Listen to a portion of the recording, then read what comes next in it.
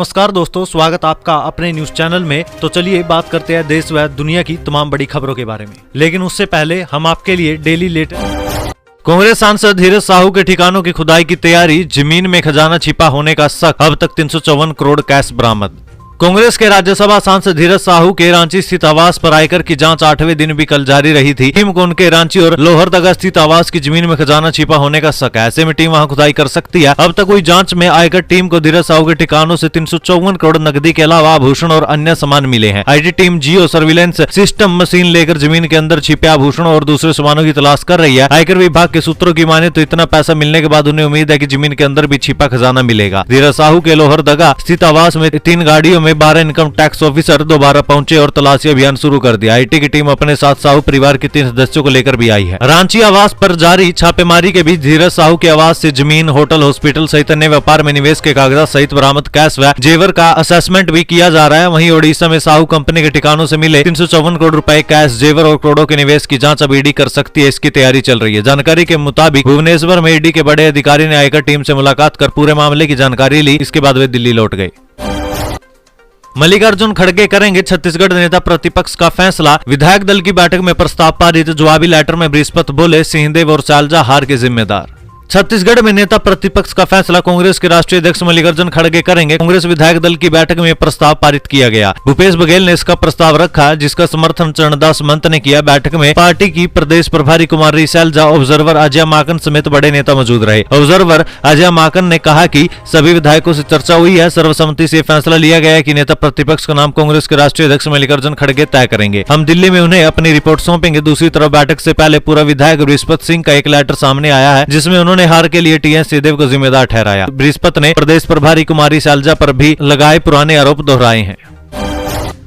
क्या राहुल गांधी होंगे देश के अगले प्रधानमंत्री? दावा रतन टाटा बोले उनके जैसा सरल स्वभाव का नेता नहीं देखा, वही होंगे अगले पीएम। जानिए सच्चाई।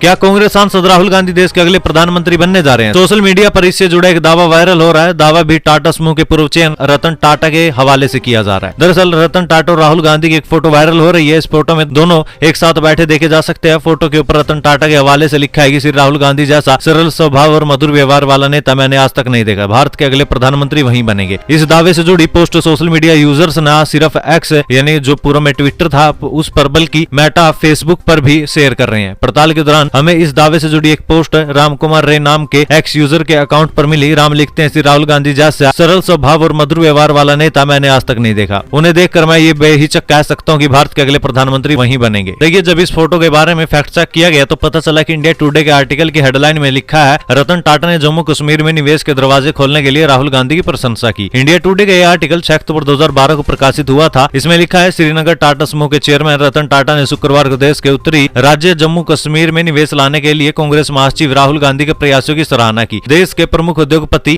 कश्मीर विश्वविद्यालय के छात्रों के साथ बातचीत के लिए यहाँ पहुंचे थे। यानी कि रतन टाटा के हवाले से राहुल गांधी को लेकर किया गया दावा पूरी तरह से गलत और भ्रामक है। 100 रुपए खर्च कर किसान खेतों में ड्रोन से करें यूरिया का छिड़काव, सरकार ले आई ऐसा प्लान। हरियाणा सरकार ने किसानों को एक बड़ी खुशखबरी दिया। राज्य के किसान अब सिर्फ 100 रुपए खर्च कर नैनो यूरिया का छिड़काव ड्रोन के माध्यम से कर सकेंगे। इसकी जानकारी खुद हरियाणा सरकार कृषि मंत्री जयप्रकाश दलाल ने दी है। उनके मुताबिक ड्रोन से नैनो यूरिया का छिड़काव करने पर फसलों की पैदावार बढ़ जाएगी, साथ ही खेत में इनपुट लागत में भी गिरावट आएगी। कृषि मंत्री जयप्रकाश दलाल ने कहा कि कृषि ड्रोन के साथ ड्रोन उद्यमी क्षेत्र के किसानों को बेहतर सेवा प्रदान करेंगे। इसके अलावा कृषि ड्रोन युवा उद्यमी और ग्रामीण महिलाओं के लिए रोजगार पैदा करेंगे। उनकी माने तो किसानों की आय बढ़ाने के लिए नैनो उर्वरक का उपयोग एक अच्छा विकल्प है। लोकसभा स्पीकर ओम बिड़ला ने सर्वदलीय बैठक बुलाई। संसद में सुरक्षा चूक को लेकर केंद्र और विपक्षी पार्टियों से करेंगे बातचीत। देश की संसद में सुरक्षा चूक की घटनाओं को लेकर लोकसभा स्पीकर ओम बिड़ला ने सर्वदलीय बैठक बुलाई थी। ओम बिड़ला बुधवार शाम 4 बजे केंद्र और विपक्षी पार्टियों के साथ बातचीत कर रहे थे। उन्होंने कहा कि सदन में हुई घटना एक चिंता का विषय है। लोकसभा की कार्यवाही के दौरान कल दोपहर 1 बजे 2 युवक विजिटर्स गैलरी से नीचे कूद गए। वे सदन की बेंच पर कूदने लगे। उन्होंने सदन में पीले रंग का धुआं फैला दिया। सांसदों ने उन्हें पकड़ और सुरक्षा बलों को सौंप दिया। घटना के बाद पूरे सदन में अफरा तफरी का माहौल हो गया। लोकसभा स्पीकर ने सदन की कार्रवाई को दोपहर 2 बजे तक स्थगित भी कर दिया था। इसके बाद दोपहर 2 बजे के बाद सदन की कार्रवाई दोबारा शुरू हुई थी। वहीं बताया जा रहा है कि जो 2 लोग कार्यवाही के दौरान घुसे उनका नाम मनोरंजन और सागर है। दोनों युवक सांसद विजिटर पास पर सदन में आए थे। वहीं सदन के बाद जिस महिला और पुरुष ने पीले रंग का धुआं छोड़ा उनका नाम नीलम और अमोल है। सुरक्षा कर्मियों ने सभी को गिरफ्तार कर लिया। इस दौरान ये लोग नारेबाजी भी करते दिखाई दिए। इमरान बोले आर्टिकल 370 पर भारतीय है, सुप्रीम कोर्ट का फैसला गलत, कहा यही भारत पाक विवाद की जड़, हम कश्मीरियों की मदद करते रहेंगे। पाकिस्तान की जेल में बंद पूर्व प्रधानमंत्री इमरान खान ने कहा कि आर्टिकल 370 पर भारत के सुप्रीम कोर्ट के फैसले से कश्मीर मामला और उलझ जाएगा। कश्मीर पर सुप्रीम कोर्ट का फैसला विवादित और कानून के खिलाफ है, इससे दशकों से चल रहा मामला हल होने की जगह और बढ़ जाएगा। इमरान खान ने कसम खाई है कि वो और उनकी पार्टी कश्मीर के लोगों को डिप्लोमेटिक, राजनीतिक और नैतिक मदद पहुंचाते रहेंगे। उन्होंने कहा कि कश्मीरी भारत और पाकिस्तान के बीच विवाद की जड़ है। भारत ने जब 2019 कश्मीर से विशेष दर्जा छीना था तब भी हमने इसका कड़ा विरोध किया था। खान ने कहा कि हम अपने देश के हितों को प्राथमिकता पर रखते हुए भारत से अच्छे रिश्ते बनाना चाहते हैं, लेकिन 5 अगस्त 2019 को आर्टिकल 370 हटने के बाद ऐसा करना नामुमकिन हो गया है। हम कश्मीर के लोगों की इच्छाओं से समझौता नहीं कर सकते। रोई लाडली बहने बोली शिवराज भैया आप पीएम बनोगे। पूर्व सीएम ने कहा जस की तस धर दीनी चदरिया, मित्रों अब अलविदा। सीएम शिवराज सिंह चौहान बुधवार को जब नए मुख्यमंत्री डॉक्टर मोहन यादव के शपथ ग्रहण समारोह में पहुंचे तो पंडाल से शिवराज के समर्थन में नारे भी लगे। इससे पहले सुबह उन्होंने पौधारोपण भी किया। तो इस दौरान मीडिया से चर्चा में कहा नए मुख्यमंत्री जी को बधाई, प्रधानमंत्री जी, गृह मंत्री जी और राष्ट्रीय अध्यक्ष जी का स्वागत। आज प्रदेश के विकास, समृद्धि और कल्याण का पौधा लगाया है। मित्रों अब विदा, जस की तस धर दीनी चदरिया। शपथ ग्रहण समारोह खत्म होने पर जब शिवराज वापस जाने लगे तो भीड़ ने उनकी गाड़ी को घेर लिया। सुरक्षा कर्मी कुछ देर के लिए असमंजस में पड़ गए। मामा मामा के नारे लगे तो शिवराज ने हाथ जोड़कर अभिवादन करना शुरू कर दिया। उन्होंने ड्राइवर को कार की साइड विंडो खोलने के लिए कहा। वे कुछ वक्त तक कार में ही बैठे बैठे लोगों से हाथ मिलाते रहे। इस बीच एक महिला आई और रोते रोते कहा भैया आप चिंता मत करो, आप प्रधानमंत्री बनोगे। भीड़ के कारण कार आगे नहीं बढ़ पा रही थी। ऐसे में शिवराज को नीचे उतरना ही पड़ गया। गाड़ी से बाहर आते ही लोग फिर से मामा मामा के नारे लगाने लग गए। भीड़ के बीच से कुछ महिला शिवराज के पास आई और उनसे लिपटकर रोने लगी। शिवराज ने उनके सिर पर हाथ रखा। महिलाओं ने कहा भैया आपसे अच्छा कोई नहीं। इसके बाद शिवराज भीड़ से निकलने की कोशिश करने लगे। ये सब करीब 25 मिनट तक चलता रहा। अब वसुंधरा का क्या होगा राजनीतिक भविष्य? 8 महीने पहले ही मिल गए थे संकेत, सीएम नहीं बनेगी। 4 सियासी घटनाक्रम से समझिए।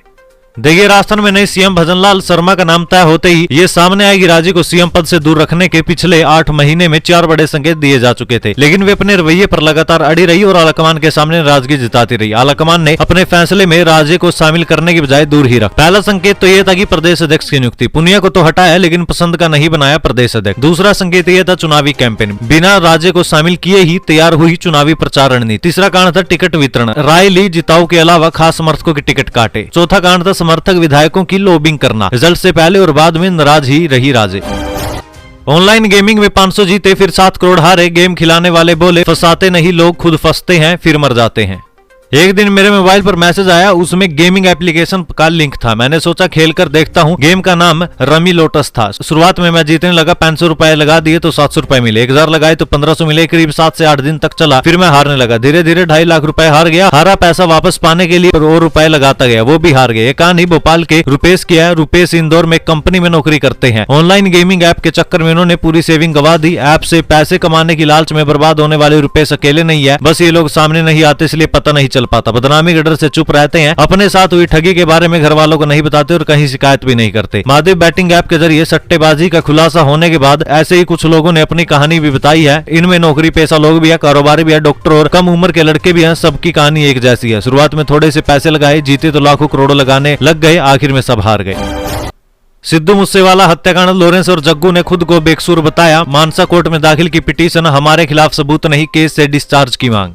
कुख्यात गैंगस्टर लॉरेंस बिश्नोई और जग्गू भगवानपुरिया ने पंजाबी सिंगर सिद्धू मूसेवाला हत्याकांड में खुद को बेकसूर बताया। उन्होंने वकीलों के जरिए मानसा कोर्ट में पिटीशन दायर की है जिसमें कहा कि उनका हत्याकांड में कोई रोल नहीं है, उन्हें इस केस से डिस्चार्ज किया जाए। कोर्ट ने मामले की अगली सुनवाई 5 जनवरी को तय किया। वहीं मूसेवाला के पिता बलकौर सिंह ने कहा है कि ये जानबूझकर फैसले में देरी करने के लिए पैंतरे खेल रहे हैं।